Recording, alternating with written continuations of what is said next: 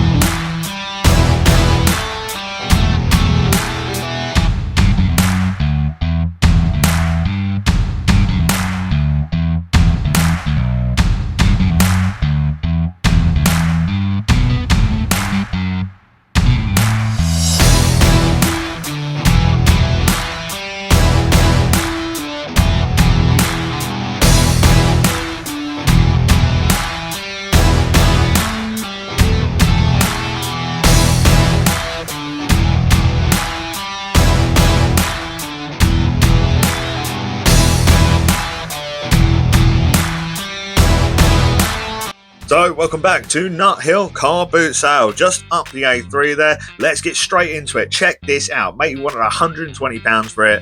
I had 20 quid in my pocket. Not a chance I was getting that. But there was so much stuff up here today. It was unreal.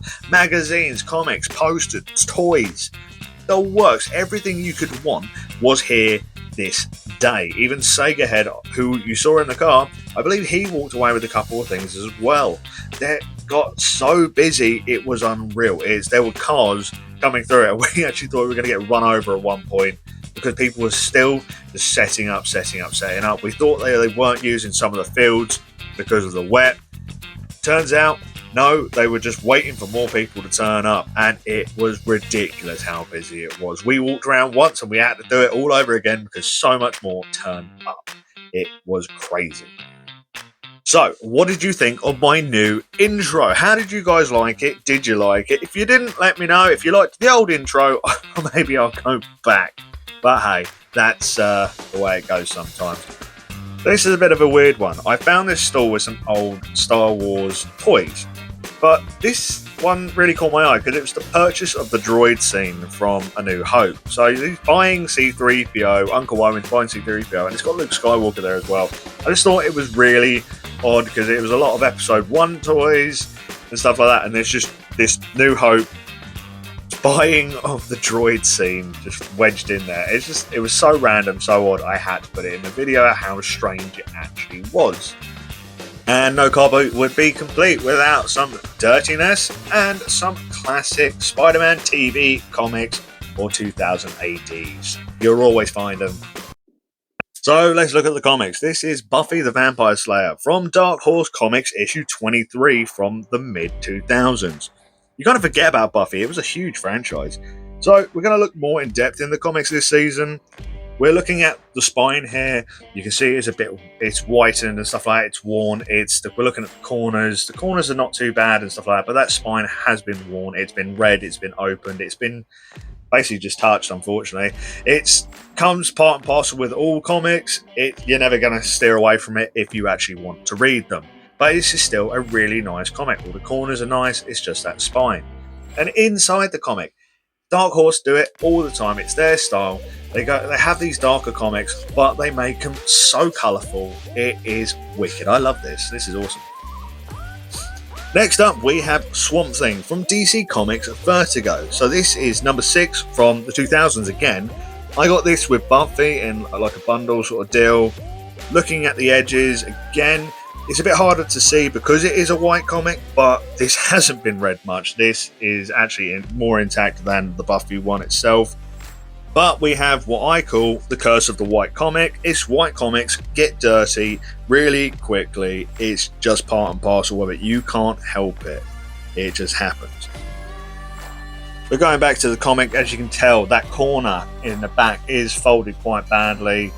But hopefully we can get that out a bit with a heavy book and maybe a bit of an iron and clean.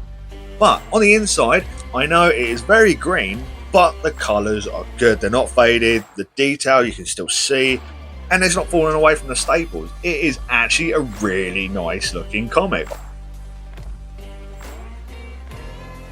So this is the Justice League of America. This comic is not great at all. So this is Justice League of America 225 from 1984.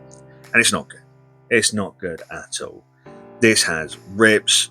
The spine is damaged. It's actually falling away from the staples right there. You can see. It's a shame because it looked like it would have been an amazing one for the collection when it came out. But I didn't buy the bundle for this comic, unfortunately. I bought it for another one. Even on that back, that rip is devastating. It is horrible. I will still be able to read this comic, which is great, but it will not stay in my collection full time.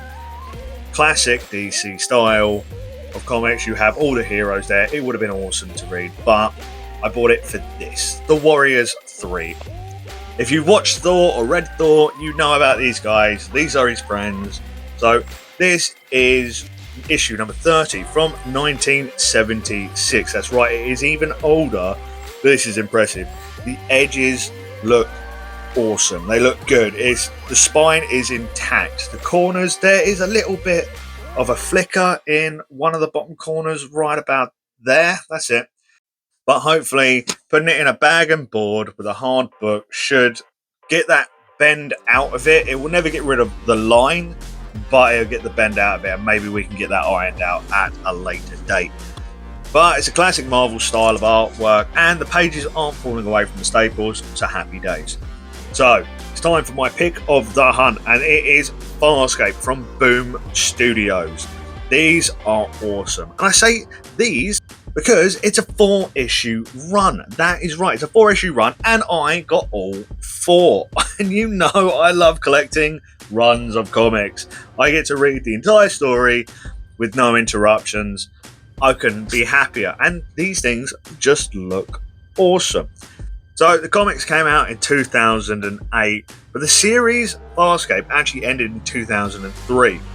And this is kind of like the continuing of the story after that fact, which I can't wait to read these. I love Farscape. It is one of my favourite programs. I feel like it was cancelled before its time.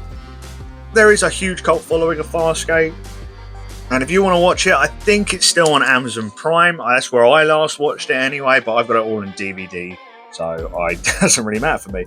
But going back to the comics, the corners are great, the edges, spines are awesome, all the pages are intact, it's not falling away from the staples, and it just looks so colourful. Being the fact that it's set in space, it looks awesome.